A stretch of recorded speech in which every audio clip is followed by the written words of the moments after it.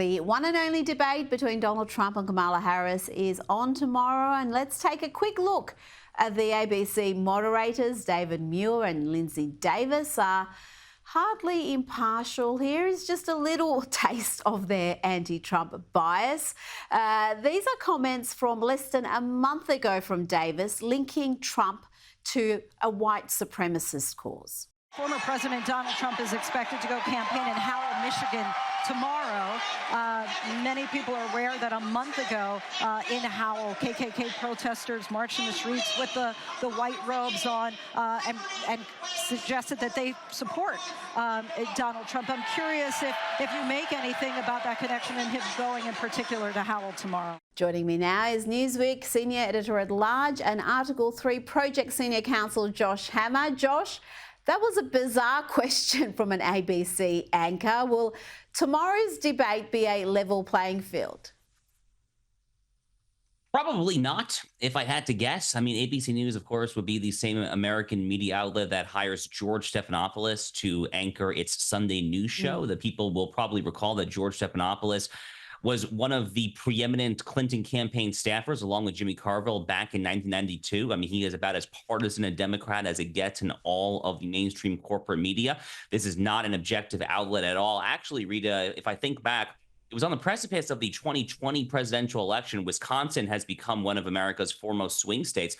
It was an ABC News poll just a handful of days prior to the 2020 election that showed back then that Joe Biden was allegedly up by 17 points on Donald Trump in Wisconsin. The final margin of victory ended up being less than 1 point. So, I mean, there's definitely something in the water at ABC News. Fortunately for Donald Trump, you know, if he plays his cards right, it doesn't really matter, I think, how the moderators approach this. So, look, the moderators, Kamala Harris, Rita, they're going to do everything they can to steer the conversation to two topics in particular. They're going to do everything they can to steer the conversation to so-called our democracy, because they paint Donald Trump out to be a historical threat to the Constitution and all that we stand for. The near assassination of him a month and a half ago has not slowed them down at all. They have that issue, and then they have the abortion issue. If Donald Trump can quickly respond to those two and then pivot to all the other issues, namely immigration, the economy, inflation, and crime. Those are really the four issues right now. Those are the four issues that the American people tell pollsters they care most about, and Donald Trump is more trusted on each of those four issues. So if he can quickly pivot, so for example, on the question of our democracy, which I'm sure is going to come up at some point, all he has to do, Rita, is look into the camera and very straightforwardly and clearly say, there is one person on this stage whose Department of Justice is trying to incarcerate the opposition. And guess what? It's not me. And then immediately pivot to the economy, immigration, and so forth. If he can do that, he's going to be in great shape, I think. I think so. And I think he also has to just resist talking, because the more Kamala talks, the more trouble she gets herself into. And I think that will be difficult for Donald Trump. But if he can restrain himself, it would be fantastic. The Mail Online is revealing that Kamala Harris is prepping for this debate by practicing against an aide in an orange wig. No reports yet whether it's this guy, my favourite Trump impersonator. What do you think about this? Is this a sign that she's taking it deadly seriously, or a sign that her campaign isn't really run by adults? Well, I think that Kamala Harris is in serious trouble. I mean, Nate Silver, who runs 538, I mean, he's probably America's foremost political odds horse race prognosticator, essentially the best statistical analyst we have here. Now he himself is a liberal-leaning guy. I mean, he calls it roughly straight, but no one doubts that Nate Silver is a liberal.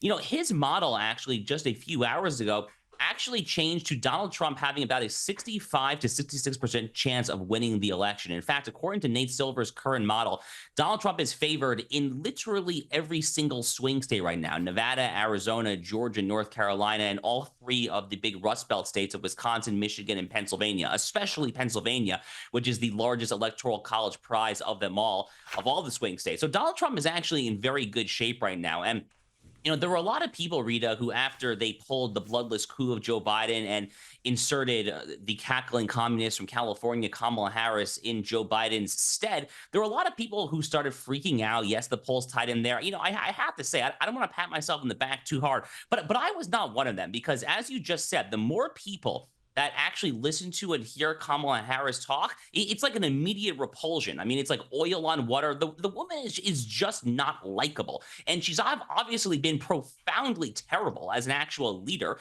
You know, she's been vice president of one of the worst administrations in the entire history of the Republic.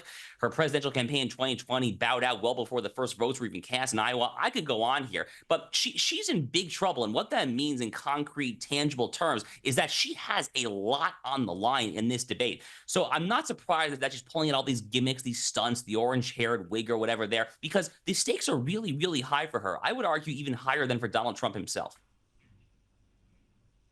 I agree with you there. I think the polls, Trump always performs poorly in polls compared to where his support really is. If they're saying he's leading by 3, you can be sure he's probably leading by 8 or 9. Now, that's always been the experience with his numbers, including in 2020.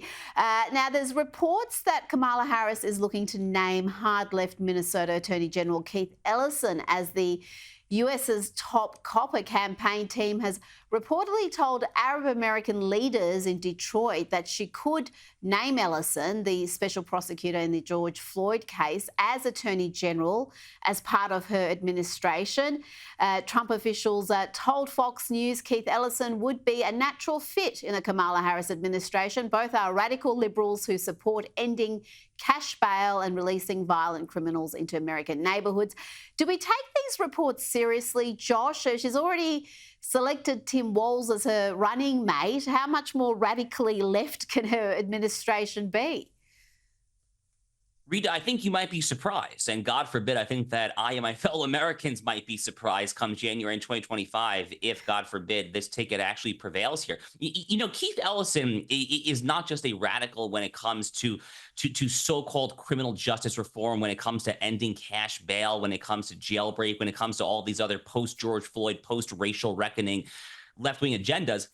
You know, the man is also fundamentally an Islamist. I mean, he is as cozy and close with CAIR, the Council on American Islamic Relations, as it gets. CAIR, by the way, is recognized by no less Muslim a country as the United Arab Emirates as a terrorist organization. Saudi Arabia, if I'm not mistaken, has taken similar steps as well.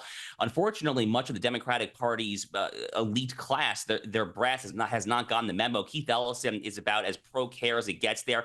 He's there in Minnesota. So is Tim Walz. That's Ilhan Omar's backyard there. So this is something I think of possibly a deliberate leak that the Harris-Walz campaign has probably done to try to gin up enthusiasm among their far-left, radically progressive, pro-Hamas base.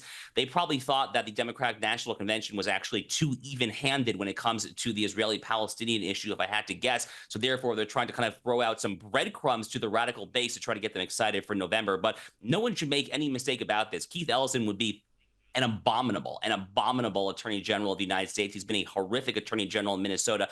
By the way, just real quick, one of the other names that I've heard floated in case it's not Keith Ellison for Kamala Harris's attorney general, God forbid, is a woman by the name of Sally Yates. Sally Yates made a lot of headlines in the first few days of the Trump administration back in January 2017, when she immediately instructed her subordinates in the Trump DOJ to not enforce Trump's big day one immigration order, which the media disingenuously called the so-called Muslim ban. So that is another leading contender for attorney general. It gives you an idea of what they're thinking about.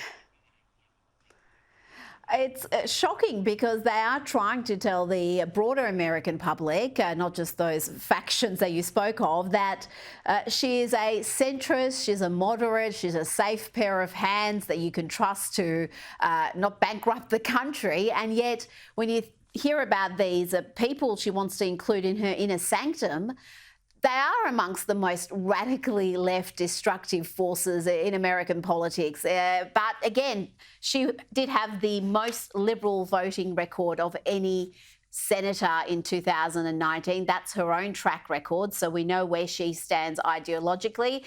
Josh Hammer, thank you so much for your time this evening. Thank you so much, as always.